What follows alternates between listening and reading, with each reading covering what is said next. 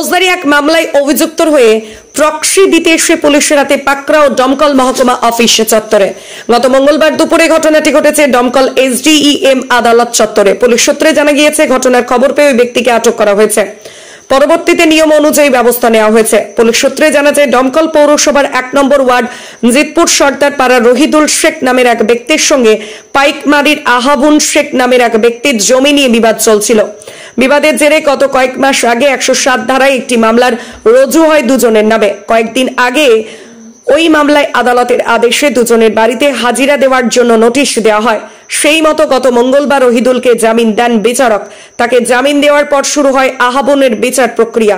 সূত্রের খবর, আহাবন কেরলে থাকায় তার বদলে তার মেশো মেহেরুন শেখ অভিযুক্ত সাজিয়ে ওই দিন এজলাসে হাজির করানো হয়েছিল। ভরা এজলাসে অভিযুক্ত হয়ে কাঠগড়ায় প্রক্সি দিতে শুরু করেন মেহেরুন। এর মধ্যেই এজলাসে ফের হাজির হয় রহিদুল। ভরা এজলাসে চেঁচাতে শুরু করেন রহিদুল, কাঠগড়ায় দাঁড়িয়ে থাকা একটি আহাবুন নয়, সে হলো তার মেশো মশাই। বিচারক বিষয়টি বুঝতে পেরে তড়িঘড়ি অভিযুক্তকে দমকল থানার পুলিশের হাতে তুলে দেওয়া হয়।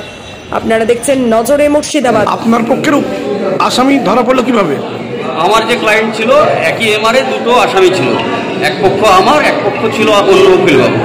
আমার ক্লায়েন্ট চিনতে পেরেছে যে ডুপ্লিকেট 2 নম্বর একজনের পরিবর্তে আরেকজন এসেছে। সে কারণে ম্যাজিস্ট্রেটের কাছে যখন আসামি প্লেস হয়, তখন আমার মক্কেল ধরিয়ে দেয়, যে ম্যাজিস্ট্রেটকে বলে যে এটা ডুপ্লিকেট, মানে যে ব্যক্তির নামে কেস হয়েছে উনি কেরালায় আছেন আর ওনার পরিবর্তে ড্যামি একজন এসেছে। সঙ্গে সঙ্গে ম্যাজিস্ট্রেট বুঝতে পেরে ওনাকে পুলিশ কাস্টডিতে দিয়ে দিয়েছে। ওনার নাম কি? ওনার নাম তো আমার সঠিক জানা নাই আপাতত। যে আসামি মেন ছিল তার নাম? ওনার নাম হচ্ছে রায়হান শেখ। যে আপনার পক্ষের আসামি কোনটা? আমার পক্ষের আসামি যিনি বেলে আছেন আপাতত, রায়হান শেখ, আর ইনি ওই তো ডেমি। আপনার নাম? আমার নাম তসলিম আরি পানসারি।